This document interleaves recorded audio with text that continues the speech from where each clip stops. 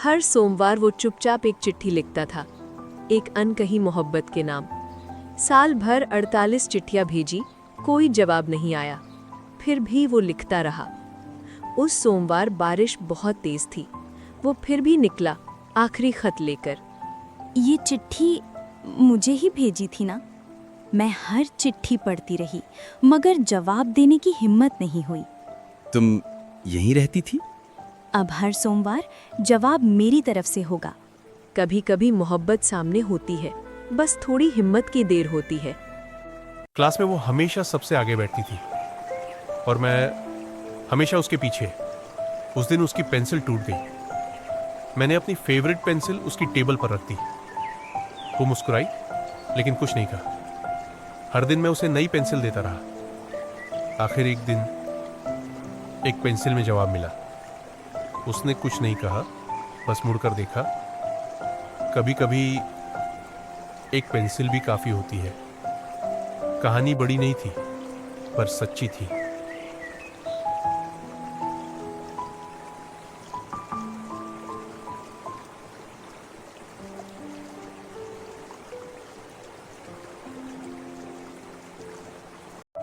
वो हर शुक्रवार किताबें लौटाने आती थी। हर बार वही मुस्कान, वही वक्त। वो बस एक लाइब्रेरियन था जो उस मुस्कान का हफ्तों इंतज़ार करता। एक दिन वो नहीं आई। हफ्ते बाद एक किताब के अंदर उसे एक चिट्ठी मिली। मैं शहर छोड़ रही हूँ, पर तुम्हारी वजह से ये जगह घर लगने लगी थी। किताबें लौटाई गई थी, पर वो चिट्ठी उसने रख ली। कथा आरोग्य।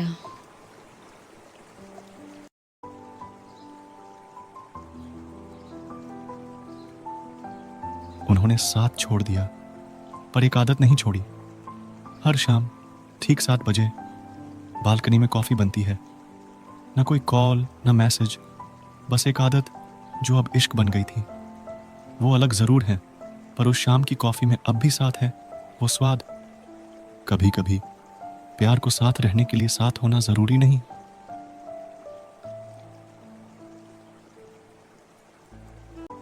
उस दिन स्टेशन पर सिर्फ ट्रेन नहीं छूटी थी, कुछ यादें भी छूट गई थी।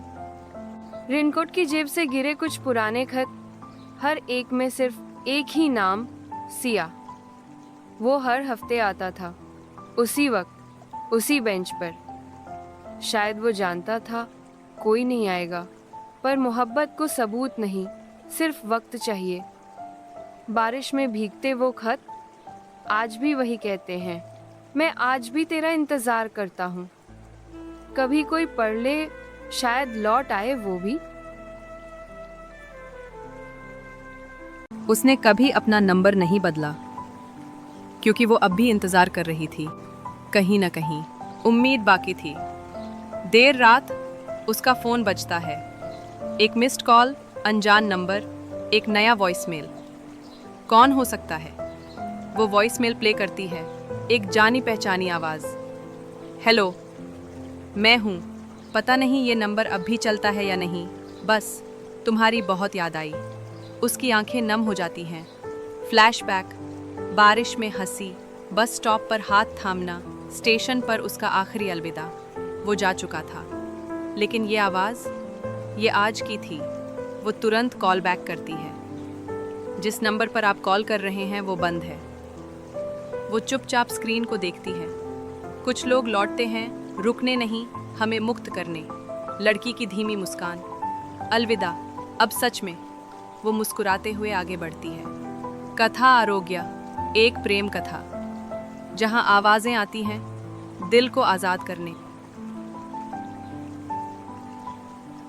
हर सोमवार उसकी डेस्क पर एक फूल रखा होता था, वही फूल जो उसे सबसे ज्यादा पसंद था।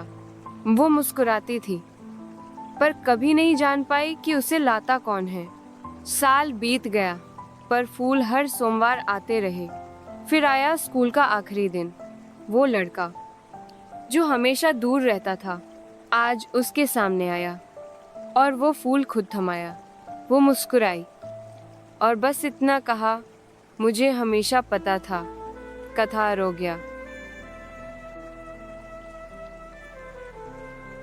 वो एक अस्पताल के बिस्तर पर जागती है, उलझन में, खोई हुई। उसे याद नहीं कि वो कौन है। एक लड़का उसके पास बैठा है, उसका हाथ थामे हुए, आंखों में आंसू, लेकिन होठों पर हल्की मुस्कान। कभी दोनों साथ हंसा करते थे, धूप भरे कैफे में, जैसे वक्त थम गया हो। अब वो अकेले तस्वीरें देखता है, हाथ में एक अंगूठी और ढेर सारी यादें। हर दिन वो फूलों का गुलदस्ता लेकर आता है। भले ही उसे कुछ याद नहीं, मगर उसे अब भी प्यार है। हर कहानी का अंत एक चुंबन नहीं होता, कुछ बस इंतजार करते हैं, क्योंकि सच्चा प्यार याद आने का इंतजार नहीं करता, वो बस ठहर जाता है। वो एक अस्पताल के बिस्तर पर जागती है, उलझन में, खोई हुई। उसे याद नहीं कि वो कौन है। एक लड़का उसके पास बैठा है, उसका हाथ थामे हुए, आंखों में आंसू, लेकिन होठों पर हल्की मुस्कान। कभी दोनों साथ हंसा करते थे, धूप भरे कैफे में, जैसे वक्त थम गया हो। अब वो अकेले तस्वीरें देखता है, हाथ में एक अंगूठी और ढेर सारी यादें। हर दिन वो फूलों का गुलदस्ता लेकर आता है। भले ही उसे कुछ याद नहीं, मगर उसे अब भी प्यार है। हर कहानी का अंत एक चुंबन नहीं होता, कुछ बस इंतजार करते हैं। वो अब भी उसी बिस्तर पर हैं, आंखें खुली हैं, पर पहचान अब भी धुंधली है। का उसकी डायरी पढ़कर सुनाता है, पन्नों पर पुराने कैफे की बातें, हंसी, लड़ाइयाँ और पहली बार आई लव यू कहना। शब्द वो नहीं समझती, मगर उसकी आंखों में कुछ हलचल होती है, जैसे दिल ने कुछ पहचान लिया हो। वो पुराना समय याद करता है, दोनों पहाड़ों में हाथों में हाथ डाले चल रहे हैं।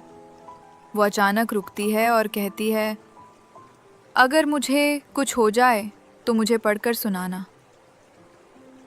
वर्तमान में लड़का वही लाइन दोहराता है, तो मुझे पढ़कर सुनाना। लड़की उसकी आंखों में देखती है, एक आंसू बहता है, पर चेहरा शांत है। मेरे हाथ में उसकी हाथ थी, पहली बार कोई प्रतिक्रिया। शायद यादें लौटें, शायद नहीं, मगर उस एक स्पर्श ने बता दिया वो कहीं गई नहीं थी। लड़का मुस्कुराता है, उसकी आंखें चमकती हैं, हार्ट मॉनिटर स्थिर लेकिन अब जिंदा महसूस होता है। कभी कभी यादें दिमाग से नहीं, दिल से लौटती हैं। प्यार कभी चला नहीं जाता, वो बस इंतजार करता है उस एक स्पर्श का जो सब लौटा लाता है। कथा रोगे।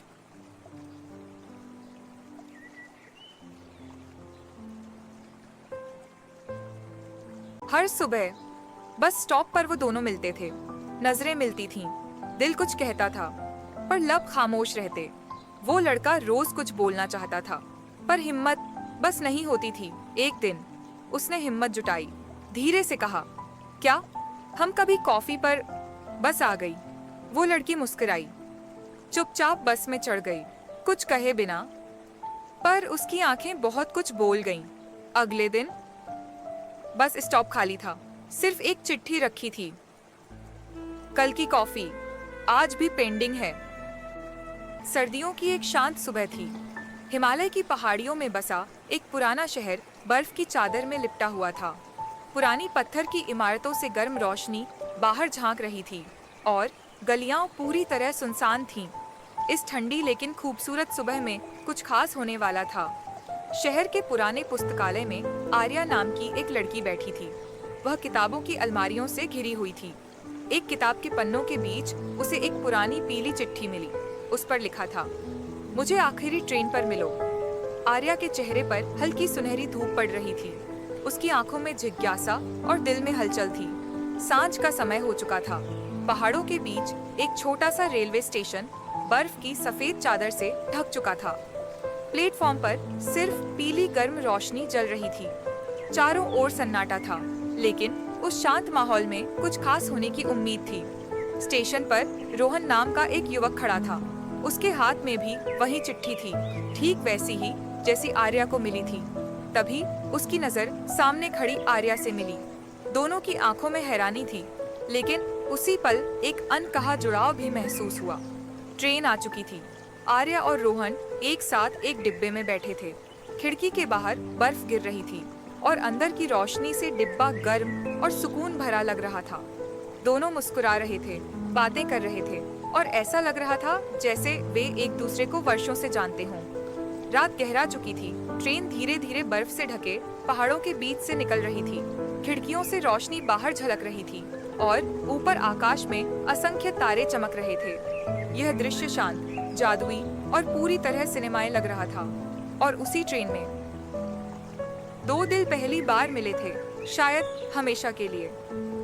कभी कभी तकदीर पुरानी किताबों की चुप्पी में एक नई कहानी लिख देती है।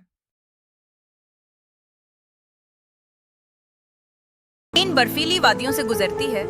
आर्या खिड़की के बाहर देखती है एक टिमटिमाता लैंप दूर किसी पुराने स्टेशन पर। वो रोहन से पूछती है, ये स्टेशन नक्शे में नहीं था, है ना? रोहन सिर हिलाता है, मैंने भी पहले कभी नहीं देखा। ट्रेन अचानक धीमी हो जाती है और वही पुराना स्टेशन सामने आ जाता है, सुनसान और रहस्यमयी। डिब्बे में हल्की सी घंटियों की आवाज आती है, जैसे कोई अदृश्य मुसाफिर चल रहा हो। एक बूढ़ा टिकट चेकर आता है और कहता है, ये स्टेशन सिर्फ चुने हुए लोगों के लिए है। वो उन्हें एक रहस्यमयी टिकट देता है जिस पर लिखा है, सवालों से भरे शहर की ओर। ट्रेन चल पड़ती है, पर बाहर का दृश्य बदल चुका है। अब बर्फ नहीं, तारे जमीन पर हैं। आर्या और रोहन एक दूसरे को देखते हैं। क्या हम कोई सपना देख रहे हैं? टिकट चमकता है और आवाज आती है, हर जवाब एक नई कहानी है। डिब्बे के बाहर एक दरवाजा खुलता है जो कहीं और ले जाता है, जैसे कोई और दुनिया। दोनों हाथ पकड़ते हैं और दरवाजे की तरफ बढ़ते हैं। कहानी खत्म नहीं हुई, ये तो बस एक और अध्याय की शुरुआत है। आखिरी ट्रेन पर कथा आरोग्य।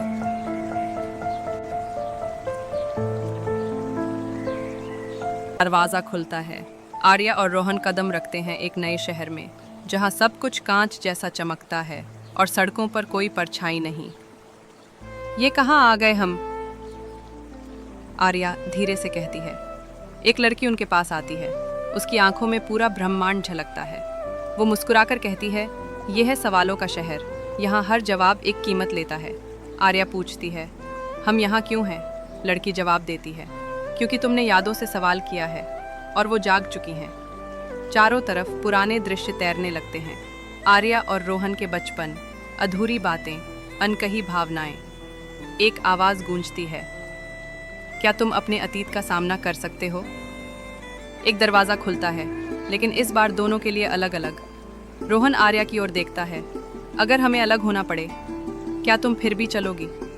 आर्या का हाथ कांपता है, लेकिन वो कहती है, अगर सच्चा प्यार है तो रास्ते दो हों, मनील एक ही होगी। दोनों दरवाज़ों में दाखिल होते हैं, अलग अलग रास्ते, लेकिन एक जैसी धड़कनें। अब दोनों अलग अलग दृश्यों में हैं।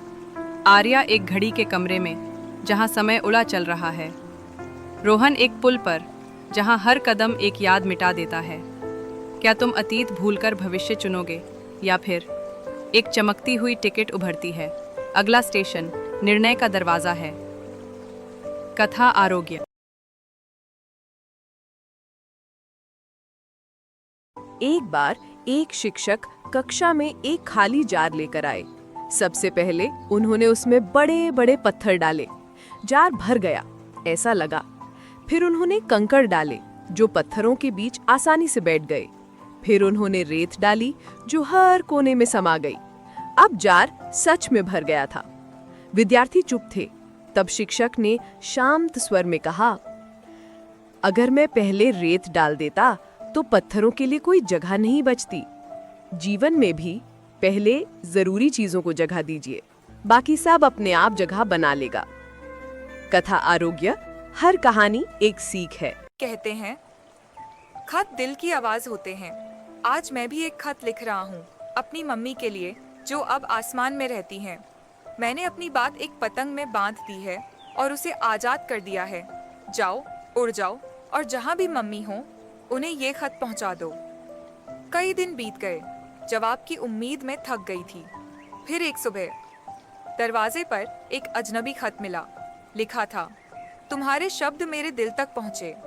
मैं भी किसी अपने को खो चुका हूँ, लेकिन तुम्हारे खत ने मुझे फिर से जीना सिखाया। वही पतंग अब किसी और की उम्मीद बन चुकी थी। दो अनजान दिल एक ही हवा से जुड़ गए, और शायद यही तो असली जादू है। जब हम कुछ छोड़ते हैं तो कुछ नया पा लेते हैं। यादें रहें, बोझ नहीं, उड़ने दो, उन्हें भी और खुद को भी। कथा आरोग्या। एक पुराने बक्से में उसे एक टूटी हुई घड़ी मिली, धूल भरी, जंग लगी, रुकी हुई।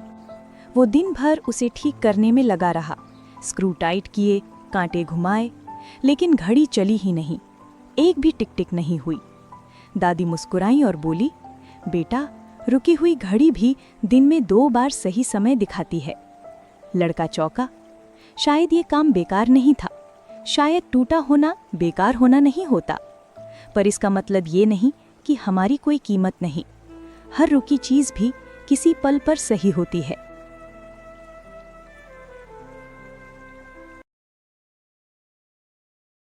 उसे पानी से डर लगता था, लेकिन उसके बेटे को बचाना था। वो कूद गया, बिना सोचे, बिना तैरना जाने। वो पल डर का नहीं, प्यार का था। प्यार ने ताकत दी। किसी तरह उसने बेटे को बचा लिया, दोनों जिंदा और साथ। उस दिन के बाद उसने वादा किया अब डर नहीं जीतेगा। वो तैरना सीखा बेटे के साथ, इस बार मुस्कुराते हुए। उसने सिर्फ बेटे को नहीं बचाया, उस दिन खुद को भी बचा लिया। क्योंकि असली जीत डर के पार होती है। असली जीत वहीं होती है जहां डर खत्म होता है। एक तूफानी रात थी। बिजली की गर्जन, हवाओं की चीखें और एक वीरान टूटा फूटा घर। सब कुछ कांप रहा था, लेकिन उस अंधेरे के बीच एक छोटी सी मोमबत्ती जल रही थी। कोई उसे देख नहीं रहा था, कोई उसकी तारीफ नहीं कर रहा था, लेकिन फिर भी वो जल रही थी। हर झोंके के साथ उसकी लौ डगमगाई। कई बार लगा अब बुझ जाएगी, लेकिन नहीं, वो टिकी रही। Because even in the loneliest place and in the darkest hour, a small light can still shine. सुबह हुई, तूफान चला गया। वो मोमबत्ती अब भी जल रही थी, शांत, स्थिर और विजयी। यही हमारी ताकत है, शोर से नहीं, रोशनी से जिंदा रहो, क्योंकि सच्ची रोशनी सबसे गहरे अंधेरे में चमकती है। कथा आरोग्या, और कथा ऑफ इनर स्ट्रेंथ।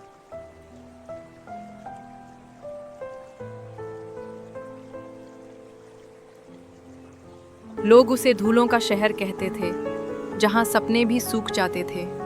लेकिन एक कोने में एक लड़की ने बीज बोया, फूल का नहीं, उम्मीद का। वो रोज़ ज़मीन से कहती, उग जाओ। लोग हंसते और कहते, पगली है, ये ज़मीन तो बंजर है। फिर एक दिन एक हरा पत्ता सूरज की ओर बढ़ा, कुछ बदलने लगा। लड़की ने पानी दिया, किसी ने घास साफ की, रंग लौटे, चेहरे खिले। अब वो शहर उदास नहीं रहा, और इन सब के बीच खड़ी थी वो लड़की जिसने भरोसा नहीं छोड़ा। उम्मीद सिर्फ उगी नहीं, फैल गई, क्योंकि कभी कभी एक छोटा बीज पूरे शहर की कहानी बदल सकता है। अगर आप भी बदलाव चाहते हैं तो एक उम्मीद ज़रूर बोइए। कथा आरोग्या।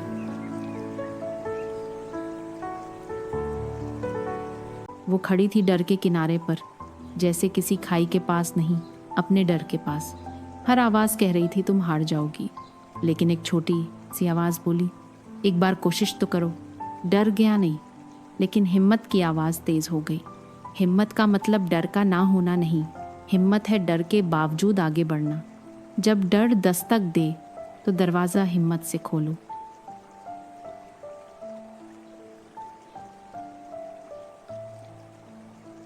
एक बुजुर्ग आदमी जिसने अपने अतीत से एक दिन उधार लिया, जिंदगी भर सिर्फ अफसोस ही रहा। उस लड़के को कभी माफ़ नहीं किया था, सिर्फ एक छोटी सी गलती पर। फिर एक दिन किस्मत ने एक मौका दिया, एक दिन वापस जाने का। इस बार उसने उस लड़के को गले लगाया और कहा, माफ़ करना, मैं गलत था। एक शब्द, एक पल, और जिंदगी भर का बोझ हल्का हो गया। वापस आकर उसके चेहरे पर एक मुस्कान थी, क्योंकि अब उसके पास सिर्फ अफसोस नहीं, एक कहानी भी थी, कथा ऑफ विजडम, कथा आरोग्य। उसने अपनी नौकरी खो दी और उसके साथ अपनी उम्मीद भी। सबने कहा अब छोड़ दो, पर उसने कहा एक बार और कोशिश। नाकामी उसकी गुरु बनी और हिम्मत उसकी साथी। वो रोशनी का इंतजार नहीं करती, वो खुद रोशनी बन जाती है। मुश्किलें तोड़ती नहीं, वो बनाती हैं। कथा आरोग्य। हर कहानी जो आपने सुनी है वो एक संघर्ष से शुरू हुई थी, पर हर संघर्ष के अंदर एक ताकत की चिंगारी होती है। ताकत सिर्फ वजन उठाने में नहीं होती, बल्कि हर बार गिरकर फिर उठने में होती है। उम्मीद कोई शब्द नहीं, वो एक रोशनी है, और वो रोशनी तुम खुद हो। ये है तुम्हारी कथा, तुम्हारी हिम्मत, तुम्हारी वापसी। बहुत समय पहले एक राजा था। कभी वो बहुत खुश होता तो कभी बेहद दुखी। वो सोचता, काश कोई तरीका हो जिससे मैं हमेशा शांत रह सकूं। एक दिन उसने अपने बुद्धिमान मंत्री को बुलाया और कहा, मुझे ऐसी चीज दो जो खुशी में घमंडी न बनाए और दुख में हिम्मत दे। मंत्री मुस्कुराया और एक छोटी सी अंगूठी राजा को दी। राजा ने पूछा, इसमें क्या खास है? मंत्री बोला, जब भी इसे देखोगे एक बात याद आएगी। राजा ने अंगूठी को गौर से देखा। उस पर लिखा था, यह समय भी गुजर जाएगा। जब राजा बहुत खुश होता वो अंगूठी देखता और सोचता, ये भी चला जाएगा। घमंड क्यों? जब दुखी होता वो फिर देखता, ये भी चला जाएगा, हार नहीं माननी चाहिए। और इस तरह राजा हमेशा शांत और समझदार बना रहा। जब राजा एक बड़ा युद्ध हार गया, राजमहल की दीवारें उसे और भी भारी लगने लगी। वो अकेला बैठा था और उसका दिल टूट चुका था। उसे लगा जैसे अब कुछ नहीं बचा, ना सत्ता का गर्व, ना जीत की चमक, बस खालीपन। कभी उसकी नजर पड़ी उस जादुई अंगूठी पर जिसे कभी उसके मंत्री ने दिया था। वो अंगूठी धीरे से चमकी और उस पर लिखा था, ये भी बीत जाएगा। राजा ने गहरी सांस ली, आंखें बंद की और खुद से कहा, दुख भी हमेशा नहीं रहता। फिर क्या था?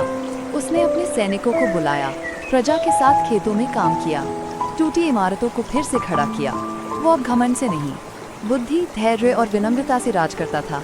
हर मुस्कान में सच्चाई थी और हर हार में सबक। अंगूठी ने दुनिया को नहीं बदला, उसने राजा के दिल को बदल दिया।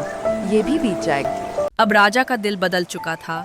वो अब महलों से बाहर निकलकर प्रजा के बीच बैठता, उनकी बातें सुनता और उनके दुख बांटता।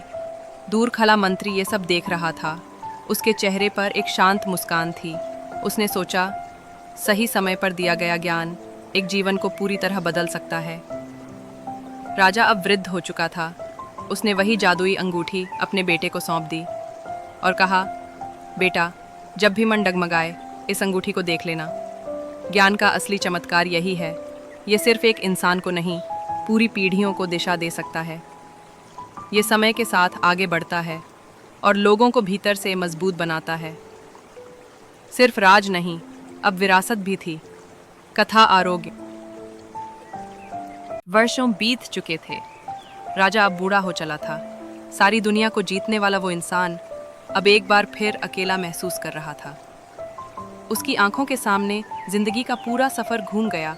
वो युद्ध, वो जीतें, वो गलतियाँ, कुछ फैसले सही थे, कुछ बहुत भारी पड़े। तभी उसकी नज़र पड़ी उसी जादुई अंगूठी पर जिसने उसे सालों पहले जीवन का सबसे बड़ा सबक सिखाया था। उसने मुस्कुराकर कहा, हाँ, यह भी बीत जाएगा। उसने अपनी आंखें बंद की, पर इस बार डर नहीं था, सिर्फ शांति थी। अंगूठी ने एक बार फिर उसका साथ निभाया। अब वही अंगूठी एक नए राजा की उंगली में थी और उसका संदेश अब भी उतना ही सच्चा था। समय चलता रहता है, पर सच्चा ज्ञान कभी पुराना नहीं होता। कथा आरोग्य।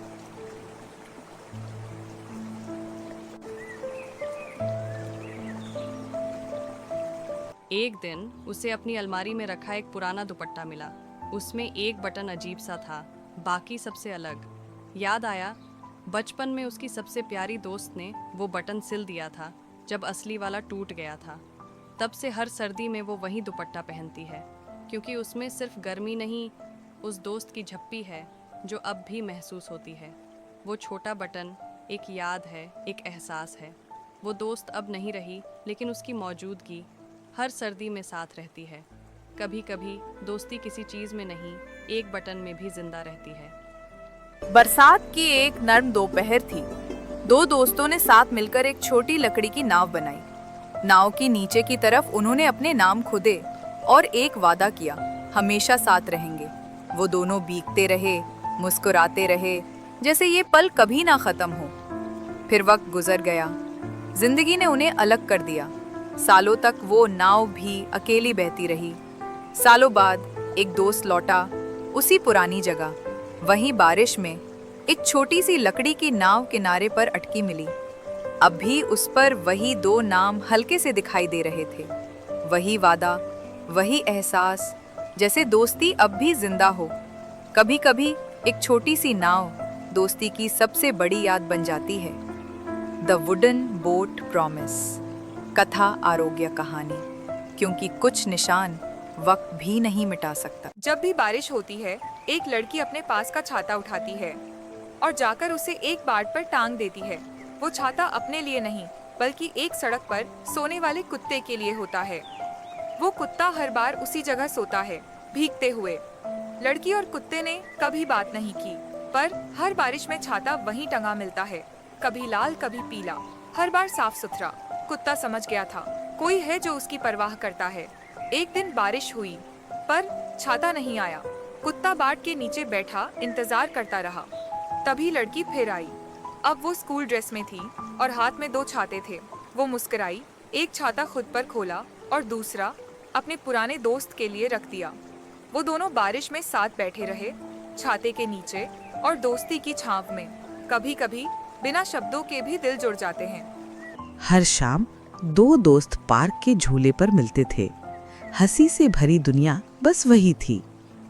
फिर एक दिन एक दोस्त को जाना पड़ा, पर वादा था यादों में हमेशा साथ रहेंगे। अब वो झूला खाली है, लेकिन हर शाम वो अब भी हल्का सा हिलता है, जैसे उनकी हंसी अब भी उस झूले की हवा में बसी हो। दोस्ती दूर हो सकती है, लेकिन यादें कभी नहीं जाती।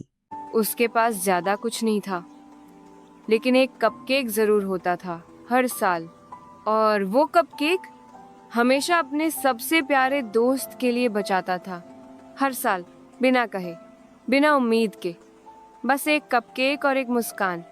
18वें जन्मदिन पर वो नहीं आई। बेंच खाली थी, लेकिन कपकेक फिर भी वहीं था। और फिर वो आई, पर इस बार कुछ खास लेकर।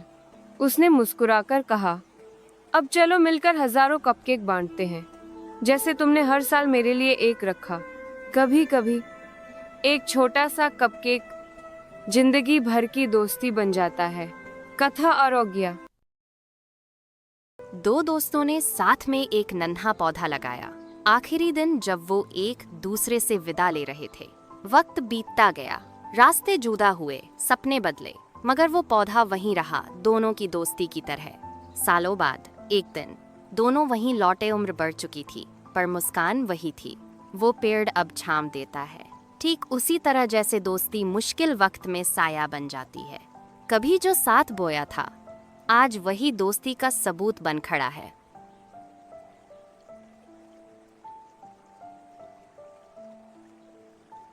हर शाम वो यहीं मिलते थे, दो सच्चे दोस्त, एक झूले पर। हंसी, बातें और दोस्ती की कस्में हवा में घुल जाती थीं। फिर एक दिन एक चला गया, पर उसकी यादें यहीं रह गईं। झूला अब भी हिलता है, जैसे उनकी यादें आज भी साथ हों। कुछ दोस्त दूर हो जाते हैं, लेकिन दिल से कभी नहीं जाते। हर झूल, हर हवा की सरसराहट उनकी दोस्ती का एहसास देती है, क्योंकि सच्ची दोस्ती कभी नहीं मिटती। कथा आरोग्य। हर शाम दो दोस्त एक बेंच पर साथ बैठते थे। 2 कप चाय बनती थी और चुपचाप साथ बीतता था वक्त। फिर एक दिन एक दोस्त नहीं आया, लेकिन दूसरे ने फिर भी 2 कप चाय रखी। एक कप भरा था और दूसरा सिर्फ यादों से। कुछ दोस्तियाँ बिना शब्दों के भी जिंदा रहती हैं। एक कप उस दोस्त के लिए जो अब दिखता नहीं पर दिल में है। कभी आया कभी नहीं, लेकिन दोस्ती हमेशा आई। वो चाय की आदत अब एक प्यारी याद बन गई थी, क्योंकि सच्ची दोस्ती वक्त नहीं देखती, बस साथ निभाती है।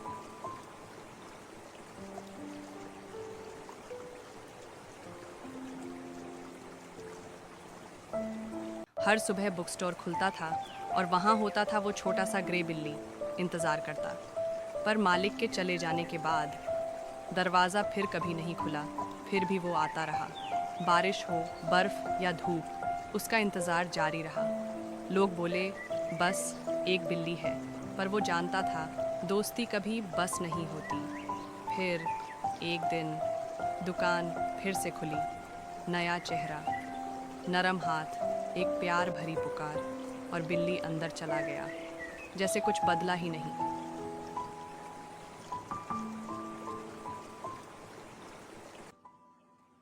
हर पतझड़ में गिलहरी और गौरैया मिलते थे अपने पसंदीदा पेड़ के नीचे। वो पत्तियां चुनते, खेलते और हौंसते, हर साल हर मौसम। एक साल गौरैया ने कहा, अब शायद मेरी आखिरी उड़ान है।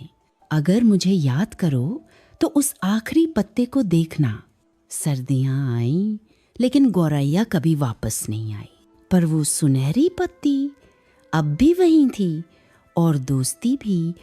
कुछ दोस्त उड़ जाते हैं, लेकिन दिल में हमेशा रहते हैं। एक हरी भरी घाटी में, जहाँ सूरज की गर्मी नरमी से फैली थी, बेल्ला नाम की एक प्यारी गाय शांति से चल रही थी। थोड़ी दूर पास के जंगल में ब्रूनो नाम का एक अकेला भालू रहता था। वो अक्सर दूर से बेल्ला को देखता और किसी दोस्त की ख्वाहिश करता।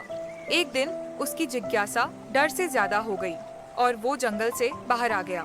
वो धीरे धीरे बेल्ला की ओर बढ़ा, यह नहीं जानता था कि वो कैसे प्रतिक्रिया देगी। बेल्ला ने उसकी आंखों में अपनापन देखा और उसे एक प्यारी मुंह से नमस्ते कहा। उसी पल से एक अनोखी दोस्ती की शुरुआत हो गई।